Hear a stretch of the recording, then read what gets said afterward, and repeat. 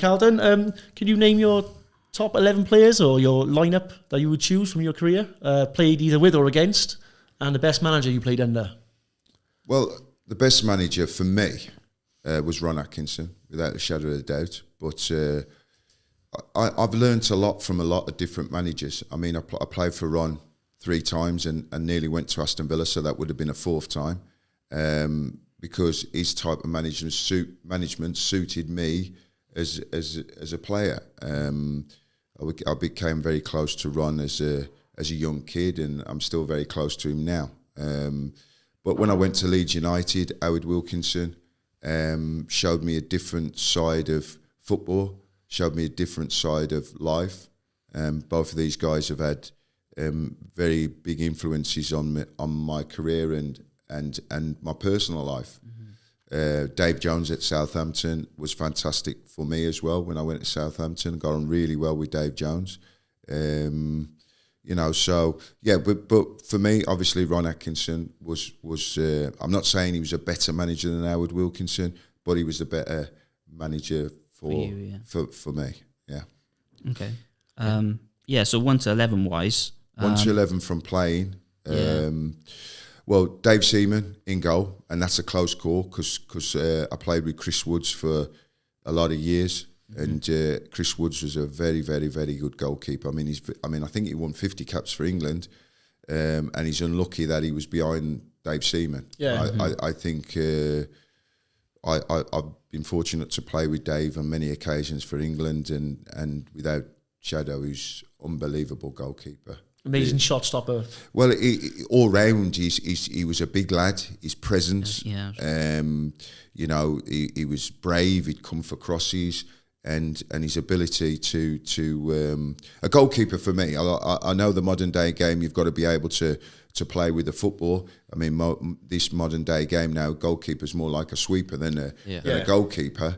But for me, I'm basics, and the game never changes for me. The goalkeeper's there to prevent goals going in, and Dave Seaman was one of the best, and he proved that year after year. I mean, I think at 38, 39, he was still going, still playing. Well, he went to Man City then, didn't he? At 38, 39, he was still playing consistently very well. So Dave Seaman would be number 1 for me. Right back, not even a question about this. Roland Nielsen played here at Sheffield Wednesday with, and at Coventry, the Swedish international, simply one of the best fullbacks I've ever seen, and that's I know that's a big statement, but he was out for a year with a cruciate, came back in the cup final and played.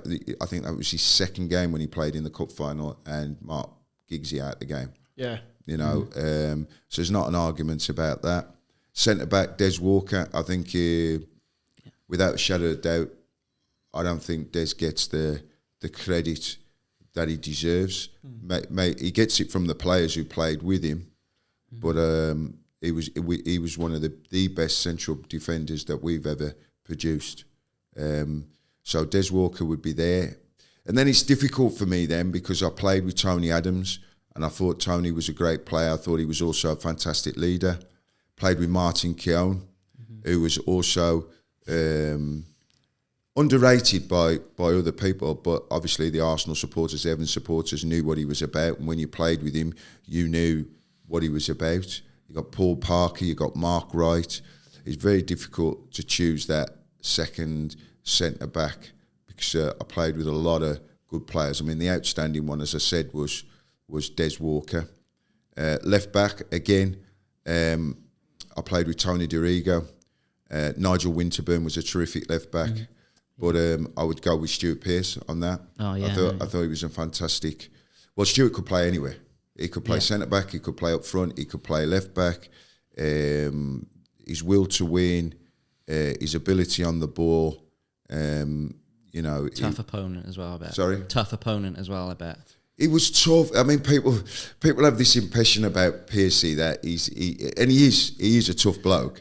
but he's also a very intelligent bloke. If you listen to him now on Talk Sport and whatever, I mean, he was the top man at Trivial Pursuits. You know what I mean? He was a very, very, you know, you wouldn't believe, like, you know, when he was off piss, he'd be like walking in the mountains in the Himalayas and stuff like that. He was, you know, a very well read man, and he was, but he comes across, he gives this kind of persona that he's, which he is. He's a tough man, but he's a very clever man, and he's a really nice bloke, and he helped me a lot when I first got into the England team. And when he actually took over as manager of Forest, he actually tried to sign me. He tried to get me in as his first signing. So yeah, Stuart Pearce would be in there. So if you had to pick a centre back, who the second one, are you gonna? I think you've got to have the balance, and I've got to be honest with you. I probably would go for Tony Adams. Okay. Yeah, just for his I mean, he was a fantastic footballer. Don't get me wrong, but his leadership qualities as well were up there. You know, his will to win, his desire to win. Yeah, if I was pushed, I'd go for Tony. Yeah. Midfield, it's very easy for me. John Barnes one side, Chris Waddle on the other side.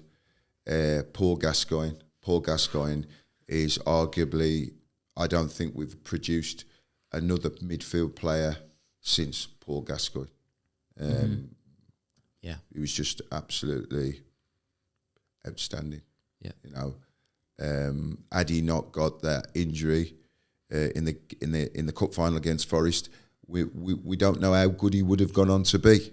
You know, how old was he when he had that injury? I'm trying to. Gazza would have been, because he'd agreed a deal to go to Lazio, hadn't he? So he'd got to have been around 24 when he picked up that injury, and he was never the same. He came back and played some very, very good games. He played well in the Euros and whatever, but he was never the same Paul Gascoigne after he had that injury.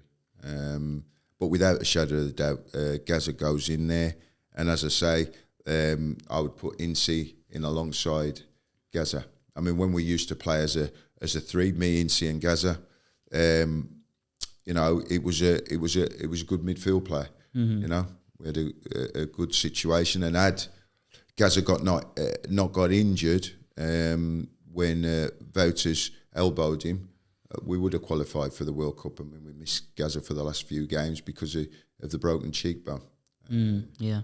That's as it goes. And then up front, again, very difficult. I think, I suppose, I played with Alan Shearer, a phenomenal goal scorer, Gary Lineker, Ian Wright, Les Ferdinand, David Platt. But I would go for Gary Lineker. I think he was he was an unbelievable finisher. Yeah.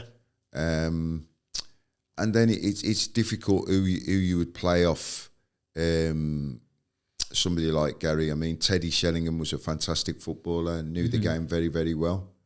But you know, in football, it's when you have a striker. I mean, you look at. I mean, I listen to these so-called pundits who are on TV, and they're talking, like Ireland the other day. Oh, well, he's only touched the ball 3 times. Yeah, but he scored twice with, you know. Yeah. That's your job as a striker, you know. And I used to play with Ian Wright, who didn't have much impact in the game apart from scoring goals. And that's his job. Yeah. You know, he was phenomenal. So yeah, I would probably put Ian Wright in alongside. To win leagues, to win cups, you've got to have somebody who can score a goal out of nothing.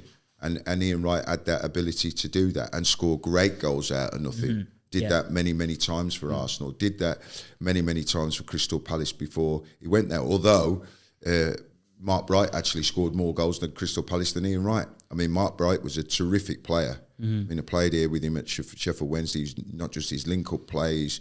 He's a great all-round player, and he's a great foil for Wrighty. But, you know, at Crystal Palace, Bright actually scored more goals. And if you like that clip, you can catch the full episode here, and you can subscribe to the channel here.